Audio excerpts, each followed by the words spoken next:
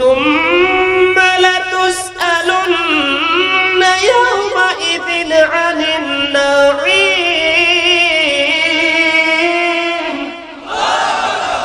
এখনো তোমাদের ঘুম ভাঙে না? আল্লাহ, I recite the Holy Quran every day in the morning and evening. বিশ্বাস করেন না? এত ব্যস্ত, গতকালকে ফজরের আগে আসছি বাসায়, বেশ বিশ্রামের সময় নাই, আজকে জুমা পড়াইলাম, জুমা থেকে বাড়ি গেলাম, খাওয়া দাওয়া করলাম, কিতাব একটু দেখার সময় হয় না, ভাবছি একটু কিতাব দেখবো, সময় হয় না, আপনাদের এখানে চলে আসলাম। আসার পরে আমার কিন্তু এটা ওয়াজের সময় না,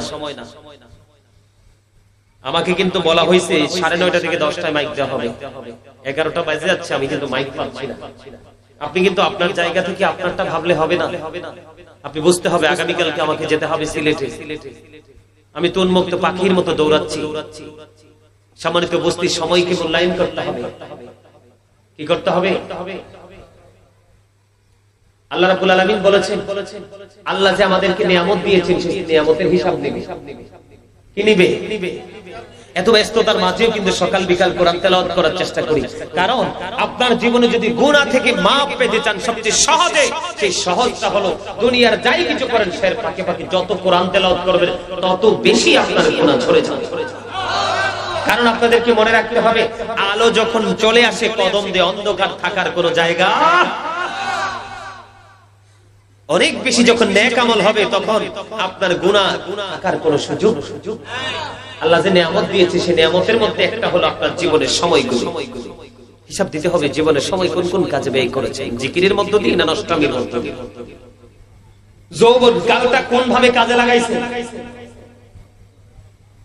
কোন পথে অর্থ উপার্জন করেছেন, কোন পথে ব্যয় করেছেন, দিনে শিক্ষা অর্জন করে সেটার উপর কতটুকু আমল করেছেন, জবাব দিতে পারবেন?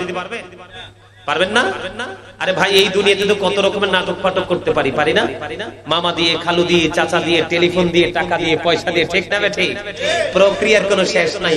আর আল্লাহ কি বলে জানেন? কোরআন শরীফের 30 পারায় সূরা ইনফিতার আল্লাহ বলে কি জানেন?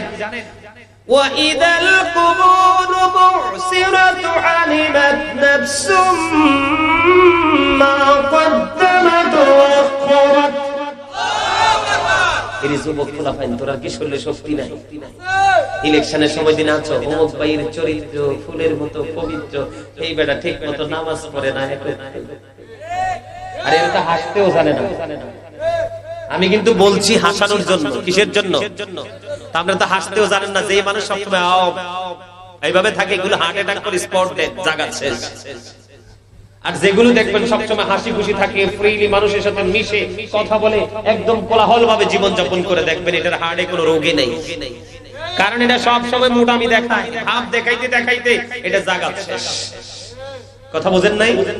দেখবেন ম্যাক্সিমাম মানুষ এখন হার্ট অ্যাটাকে মারা যায়, খাদ্য দোষে মরে।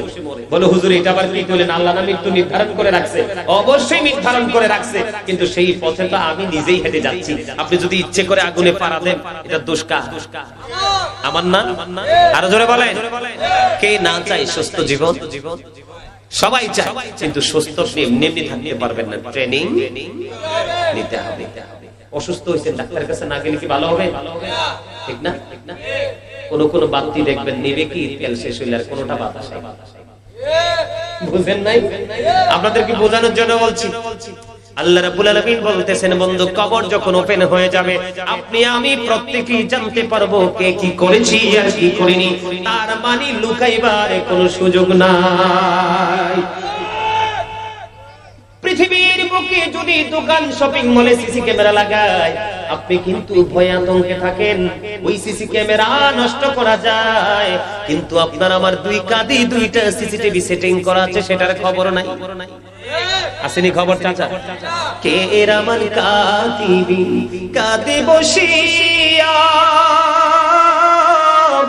সকল কর্ম লিখিতেছে হুকুম দিয়া, আল্লাহর হুকুম দিয়া। 40 কদম হাঁটিয়া আসবে রে সুজন, মুনকার নাকির হাজির হইবে রে তখন। ঘুমটা খুলিয়া সওয়াল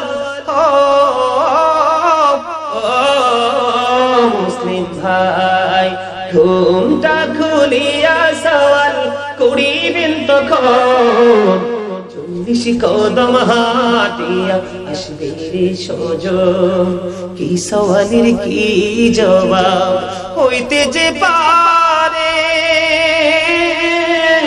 সময় থাকিতে জানিও তারি ওমর জানিও তারি বলেন 40 কদম হাঁটিয়া আসবে রে সজন পুন করে না কির হাজির হইবে তখন জোরে জোরে কন্যা মারহাবা কথাগুলো বাস্তব কিনা আর জোরে বলেন বন্ধুরে আমার আল্লাহ বলেছেন কবর যখন ওপেন হয়ে যাবে আপনি আমি সবাই দেখতে পারবো রে কে কি করেছি আর কি করিনি বন্ধু দেখার পরে কি হবে রে আমার আল্লাহ স্পষ্ট করে বলে দিয়েছেন ইন্নামাতুশা রাব্বিকা লাশাদীদ আল্লাহর ধরা আল্লাহর পাকড়াও বড় শক্ত বড় কঠিন the sieging of Allah is difficult জোরে জোরে বলুন আল্লাহু আকবার একদিকে আল্লাহ বলতেছেন ওপেন করে দিবে কি করে দিবে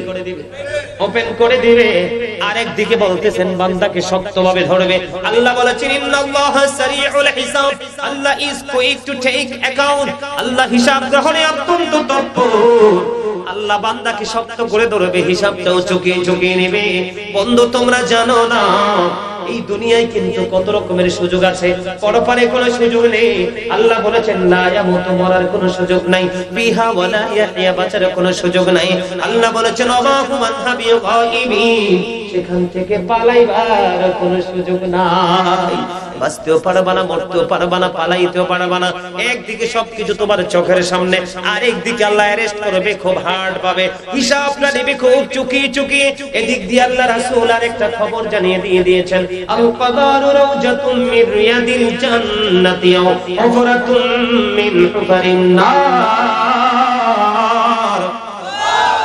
আল্লাহর হাবিব বলেছেন কবরটা জান্নাতের বাগান হবে আবার জাহান্নামের গর্ত হবে মনে রাখতে হবে যারা জিকির করেওয়ালা তাদের জন্য কবর জান্নাত আর যারা জিকির করবে না তাদের জন্যই কবর হবে জাহান্নাম আমি আপনাদেরকে বলে দেই বন্ধুরে আমার যারা জিকির করেওয়ালা ব্যক্তি আমি বলেছি জান্নাতে ফল খায় তারা কি খায় এটা আমি বানিয়ে বলছি না আল্লাহ পবিত্র কালামে হাকিমে বলেছেন বন্ধু ইনদা রাব্বিহিম ইয়ারযাকুন দি রিসিভ ফুড ফ্রম আল্লাহ আল্লাহ তাদের জন্য জান্নাত থেকে খাবার পাঠিয়ে দেয় আর বন্ধু তারা আল্লাহর কাছ থেকে জান্নাতে খাবার রিসিভ করে এটা হলো কার যারা বন্ধু আল্লাহর জিকির করে নবীর জিকির করে আল্লাহর হাবিবের সাথে প্রেম করে তাদের জন্য বরাদ্দ আপনারা বিরক্ত হইেন না অল্প কিছু সময়ের মধ্যে আমি আলোচনা শেষ করে দিচ্ছি বন্ধু আবার দেখে তাকান আর যারা জিকির করবে না নোংরামির দিকে তোমরা সব সময় ধাবিত থাকবে বন্ধু তোমাদের জন্য ভয়ঙ্কর খবর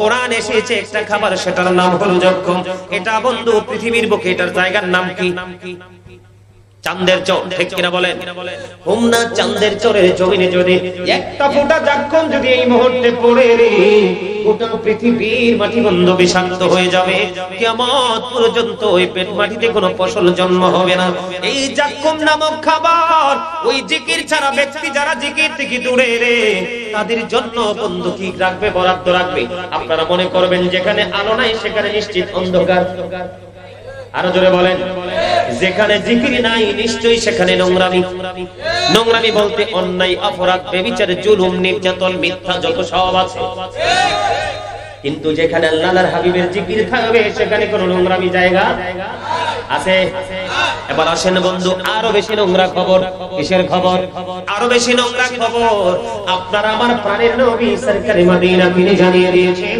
একটা খাবার আছে যারা নোংরা তাদের জন্য সেটার নাম হলো তিনাতুল খাবাল ইয়া রাসূলুল্লাহ ইয়া হাবিবাল্লাহ নবী গো এই তিনাতুল খাবালটা কি গো নবী আমার নবী জানিয়ে দিয়েছেন এটা আরেকটা জাহান্নামীর নিংড়ানো রক্ত পুজ অথবা ঘাম জোরে জোরে নাউজুবিল্লাহ রে চাঁদের চরের মানুষ পাথরের মতো হৃদয় মানুষের একটুখানি বোঝে না বন্ধু ওই যে আমি একটু আগে বলেছি একদিকে যক্ষম আরেকদিকে তিনাতুল খাবাল গ্রামের গন্ধ থাকলে মানুষের কাছে বসে না কাপড় নোংরা থাকলে তার বেডে বসতে দেয় না, চেয়ারে বসতে দেয় না, ঠিক না ঠিক? বন্ধু, মানুষের রক্ত খাওয়ার কষ্ট আসে না, মানুষ যখন পচে যায় বডি দাঁড়ানো যায় না। মনে রাখবা, এইটা কন্টিনিউ খাইতে হবে। আল্লাহ বলেছেন বাঁচতেও পারবা না, মরতেও পারবা না, এখান থেকে পালাইতেও পারবা না। আল্লাহু আকবার বলবেন না? People will not die that day. People will not be able to live that day. People will not be able to escape that day. La yamutu fiha wa la yahya wa ma hum anha bi'ghaibin. Allahu akbar. আমার কথা কি আপনারা বুঝেন? কি করবেন সেদিন? উপায় আছে? কার জন্য করছেন? সন্তান সন্ততির জন্য পাগল হয়ে যাচ্ছেন। বাবা গো বিবি বাল বাচ্চা সন্তানের বাড়ি গাড়ির জন্য পাগল পারা হয়ে গেছেন। খবর কি কিছু রাখেন? কোরআন শরীফের 19 পারা সূরা শুআরা, এখানে আমি চলে গেলে হাফেজ সাহেবদেরকে প্রশ্ন করবেন। কোরআন শরীফের 19 পারা সূরা শুআরা 88 নম্বর আয়াত আল্লাহ বলেছেন ইয়াউমা লা ইয়ানফাউ মালু ওয়ালা বানুন। আসেনি হাফেজ সাহেব? আল্লাহ বলেছেন আপনার ধন সম্পদ সন্তান সন্ততি কিচ্ছু কাজে লাগবে না। ওই দিক দিয়ে সূরা আল ইমরানের 185 নম্বর আয়াতে বলছেন আমাল হায়াতুদ দুনিয়া ইল্লা মাতাউল গুরুর। এই দুনিয়ার জীবন, এই পৃথিবীর জীবন একটা ধোঁকা। কোনটা বেছে নেবে? এখনকার যুগের ছেলেরা বাবা মারা গেলে কই বেদাত যাওয়া যাবে না, ঠিক না ঠিক? কি বলে? বেদাত। আমার নবী কি বুঝতেন না জিয়ারত করলে বেদাত হবে? কথা কন না কেন? এটাও কিন্তু জিকিরের অন্তর্ভুক্ত। কারণ আপনি যখন মৃত্যু ব্যক্তিকে স্মরণ করে তার কবর জিয়ারত করবেন, আপনার যাওয়ার কথাটাও মনে হবে। আল্লাহ রাসূল কিন্তু প্রথমে কবর জিয়ারতের কথা নিষেধ করেছিলেন, পরে আবার তিনি অর্ডার করেছেন। মধ্য রজনীতে আয়েশা রাসূলকে বিছানায় খুঁজে পায় না, পরে খুঁজে খুঁজে গিয়ে দেখে নবী জান্নাতুল বাকিতে জিয়ারতরত অবস্থায়। আরো জোরে বলেন না সুবহানাল্লাহ। এই জন্য বলছি বন্ধু, জিকিরে নিমজ্জিত হও। বলে হুজুর জিকির কেমনে করব জানি না। জিকির করনেওয়ালা আলেমদের সাথে যুক্ত হও, আল্লাহর ওলিদের সাথে যুক্ত হও। আল্লাহ বলেছেন সাধারণ মানুষকে বাঁচার রাস্তা দেখিয়েছেন। আল্লাহ বলেছেন এদিকে তাকান, join with my dear people, come to my paradise. আল্লাহ বলেছেন ফাদখুলি ফি ইবাদি ওয়াদখুলি জান্নাতি। আল্লাহ বলেছেন join with my dear people, আমার প্রিয় লোকদের সাথে যুক্ত হও, কাম টু মাই প্যারাডাইস, আমার জান্নাতে চলে আসো। বন্ধুরে আমার, ওই যে বলতেছিলাম কি মনে আছে? আপনাদেরকে সব একটু অ্যাক্টিভ করার জন্যই বাকি কথাগুলো বললাম, মুক্তাসার ভাবে লম্বা করে বলিনি। মনে রাখবেন, বাঁচার সুযোগ নাই, মরার সুযোগ নাই, পালাইবার সুযোগ নাই বন্ধু। আর খাবারগুলো কত নোংরা। পানির পিপাসায় পাগল হয়ে যাবে, গরম পানি, উত্তপ্ত গরম পানি মাথায় ঢেলে দেওয়া হবে, সবকিছু নিচের দিক দিয়ে লিকুইড হয়ে বের হয়ে যাবে রে।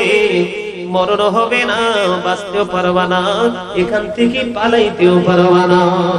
এই চান্দের চরের মানুষ, আমার যুবক ভাই, আমার বাবারা, আমার মা বোনদেরকে বলছি গো, হৃদয়ের জানালা খুলে তোমরা সবাই শোনো। ওই যে বলতেছিলাম বন্ধু, কুষ্ঠ রোগী টাকমাতাওয়ালার আরেকটা হলো অন্ধ। আমি অন্ধ লোকের কাছে এসে কিন্তু লাইনটা ক্রস করেছিলাম, ঠিক কিনা বলেন? বন্ধুরে আমার, অন্ধ লোকটাকে প্রশ্ন করলেন তোমার পছন্দের জিনিস কি? আমার পছন্দের জিনিস হলো আমার দৃষ্টি শক্তি। এবার সুন্দর করে মেসেজ করে দিলেন, তার দৃষ্টি সে ফিরে পাইলেন। তোমার কোন মাল সবচেয়ে বেশি পছন্দ? তিনি বললেন আমার বকরি পছন্দ। ওনাকে একটা একেবারে মানে বাচ্চা প্রসব হবে একেবারে পরিপূর্ণ একটা ছাগল তাকে উপহার দিয়ে চলে গেলেন। জোরে জোরে কন্যা সুবহানাল্লাহ। বন্ধু, চান্দের চরের মানুষ, যদি তোমরা বিবেকবান হও গো, এই ছোট্ট হাদিসখানায় তোমাদের জীবনকে পরিবর্তন করে দিতে পারে। যদি তোমরা সচেতন না হও, বিবেকহীন যদি হও রে, ঘন্টার পর ঘন্টা আলোচনা করলেও তোমাদের বিবেকটাকে আমি কি করতে পারবো না, প্রসারিত করতে পারবো না, অ্যাক্টিভ করতে পারবো না। বন্ধু, ওটের মালিক ওট লালন পালন করতেছে, কুষ্ঠ রোগ থেকে সে ভালো হয়ে গেল, গরিব থেকে সে ধনী হয়ে গেল। টাক মাথাওয়ালা চুল মুরব্বিদের মুখে শুনেছি কেশে নাকি ভেষ। এটা আপনারা শুনেন নাই? আমার চাচারা বেশি শুনছে, কারণ এখনকার যুগে তো এইগুলো শোনার মানুষ না। এগুলো বলবে কে? কারণ এখনকার ম্যাক্সিমাম টাটকা শয়তান।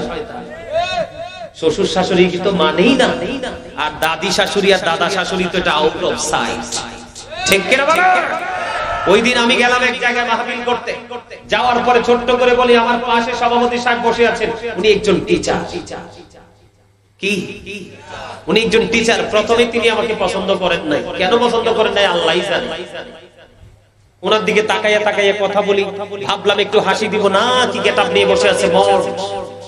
আমি কিছু বলি না, আলোচনা করতে করতে করতে করতে ওনার ভিতরের যে কি জানি বলে এটা ব্ল্যাক কালারটা সেটা আউট হয়ে গেছে। পরে আস্তে আস্তে দেখি মুস্কি মুস্কি হাসতেছে। কি করতেছে? তা হাসতে হাসতে দেখলাম একেবারে ফ্রি হয়ে গেছে। ফ্রি হওয়ার পরেও আমাকে প্রশ্ন করলো, হুজুর একটা প্রশ্ন করব, উত্তর দিবেন আমি কি যদি সম্ভব হয়। তখন বলল, হুজুর আমার মনে একটা কষ্ট। কি? ওই কষ্টটা হলো আমার একটা নাতি আছে। কি আছে? আমার কি আছে?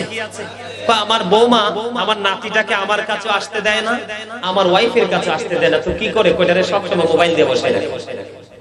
কি দিয়ে বসায় রাখে? তো এখন একটু মূলে যাইতে হয়নি? কথা কর, কোথায় যাইতে হয়? মূলে যাইতে হয়। পরে আমি মূলে গেছি, বিয়াটা কোন জায়গাতে করে আছেন, কোন ধরনের বউ আনছেন, তার বাপের খবর নিছেন কিনা, মায়ের খবর নিছেন কিনা, বংশের খবর নিছেন কিনা। এটা আমার কথা না, শিখিয়েছেন আমার রাসূল। ঠিক কিনা বলেন? এখন তো বাপরে বাপ, বউ মেয়ে যদি সুন্দরী দেখেন, রিকশাওয়ালা, কামার কুমার তাঁতি জেলে, খবর নাই, বউ বানাইয়া করে আনছেন। আপনি যখন হারা দিবেন বলবে পারবো না। ঠিক কিনা? মিথ্যে বললাম? আবার মেয়ে বিয়ে দেওয়ার ক্ষেত্রে ছেলে দেখছেন সুন্দর, লম্বা চড়া, স্মার্ট, বিয়ে দিয়ে দিচ্ছেন, কিন্তু এটা যে ক্যারেক্টারলেস।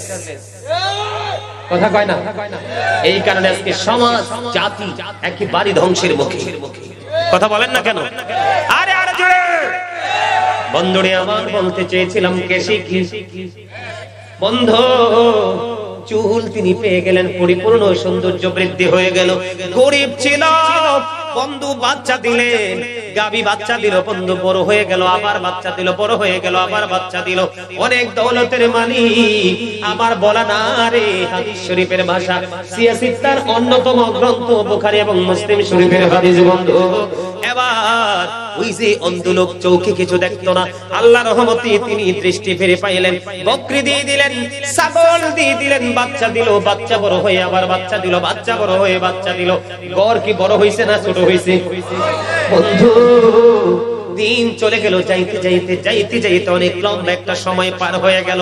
এবার আমার মালিক চিন্তা করলেন, আমি আমার কৌশল দ্বারা তিনজনকে তিনটা অভাব দূর করে দিলাম, পৃথিবীর দৌলত দিয়ে তাকে আমি স্বাবলম্বী করে দিলাম।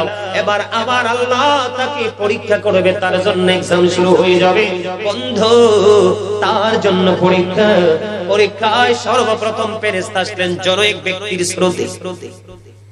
সর্বপ্রথম আসলেন কার কাছে? সর্বপ্রথম আসলেন বন্ধু কুষ্ঠরোগীর কাছে। এসে বললেন, আমি একজন পথিক, আমি একজন মুসাফির, সাময়িক সময়ের জন্য আমি বড় অভাবে পড়ে গেছি, আমাকে একটু সাহায্য করো, এখান থেকে কিছু দাও। কয় না না, এখান থেকে কিছু দেওয়া যাবে না, এগুলো আমি আমার পূর্বপুরুষ থেকে পেয়েছি। এত আস্তে নাউজুবিল্লাহ, আরে আরো জোরে কোন নাউজুবিল্লাহ। দেখছেন নি একটু সময়ের মাত্র ব্যবধান। কি কয় আমি দিব না, এটি আমার পূর্বপুরুষ থেকে পাইছি। আরো জোরে কোন নাউজুবিল্লাহ, আরো জোরে। রে চাঁদের চরের মানুষ, এবার যখন তিনি বললেন, কই তুমি একটু ভেবে চিন্তে বলো, আমার মনে হয় আমি তোমার খবর জানি, তুমি কুষ্ঠরোগী ছিলে, তোমার আল্লাহ ভালো করে দিয়েছে, ভালোবেসে দৌলত দিয়েছে, আজকে তুমি অনেক দৌলতের মালিক হয়েছো, আমার মনে হয় আমি তোমার সব খবর জানি, তোমাকে আমি চিনি।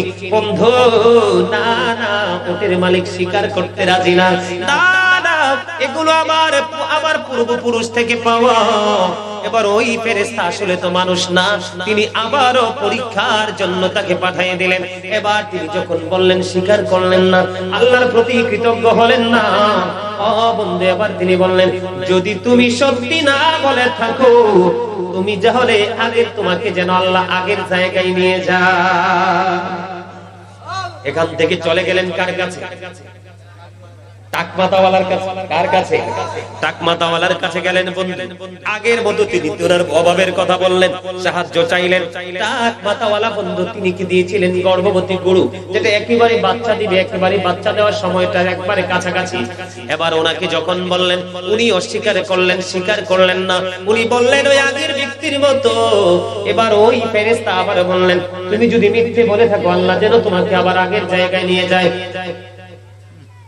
এবার চলে গেলেন ওই যে ছাগলের মালিক অন্ধ লোকের কাছে যাইতে দেরি রে, সাহায্য চাইতে দেরি। এবার অন্ধ লোক একটা ডাক দিয়ে বলল, তুমি কে গো? আমি তো তোমাকে চিনতে পারছি না, তুমি বিপদে পড়েছো। এবার তিনি আল্লাহর দরবারে শুকরিয়া জ্ঞাপন করলেন, করে বললেন, তুমি তোমার সুস্থতার জন্য, সচ্ছলতার জন্য, অভাব মিটানোর জন্য তাৎক্ষণিকভাবে বিপদ থেকে উদ্ধার হবে যেইটুকু এখান থেকে যতগুলো বকরি নিলে, যেই পরিমাণ নিলে তুমি নিয়ে যাও। কারণ আমি অন্ধ ছিলাম, আমার মালিক আমাকে দৃষ্টি শক্তি ফিরিয়ে দিয়েছে। দৌলত ছিল না, আমাকে দৌলত আল্লাহ দিয়ে আমাকে স্বাবলম্বী করেছে। তোমার যত খুশি মন চায় তুমি এখান থেকে তত নিয়ে যাও।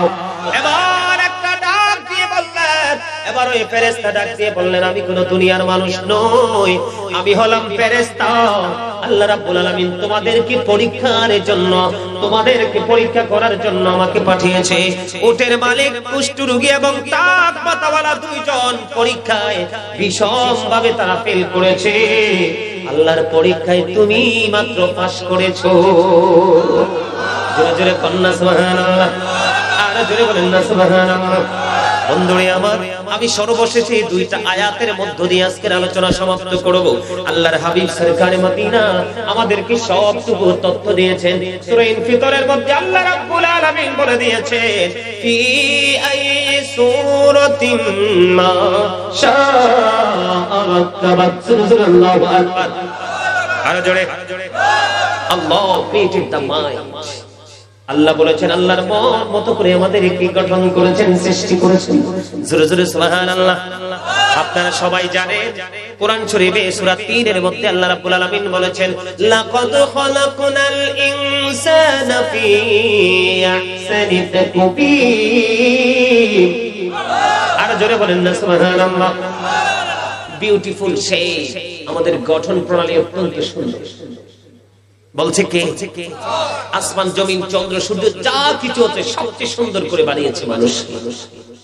আর জোরে করেন সুবহানাল্লাহ। একদিকে সূরা ইনফিতরের মধ্যে বলেছে আল্লাহ মানুষকে আল্লাহর মন মতো করে গঠন করেছে, আর সূরা 3 এর মধ্যে বলেছে আল্লাহ মানুষকে সুন্দর করে সৃষ্টি করেছে। আজকে এই সুন্দর মানুষ অসুন্দর হয়ে গেল। আলোকিত মানুষ অন্ধকারাচ্ছন্ন পরিবেশকে আপন করে নিল। আল্লাহ শিখিয়েছে আমাদেরকে আলোর পথে হাঁটতে, ট্রেনিং দিয়েছেন নবী। আমরা সেই দুটোকে ওভারটেক করে আমরা নিজেরা আপন এক গন্তব্য তৈরি করেছি। ঠিক না বেঠিক? সম্মানিত উপস্থিতি, বলার ছিল অনেক কথা, আর বলবো না। মিলাদ পড়তে হবে, তাবারুকের ব্যবস্থা আছে। আপনারা সবাই ভিতরে চলে আসেন। আপনারা মিলাদ কিয়াম তো অবশ্যই করেন, তাই না? কোনো বিরোধিতা নাই তো? মিলাদ কিয়াম কি পছন্দ করেন? পছন্দ করেন। তারপর আমি আপনাদেরকে একটু বলে দিই, যারা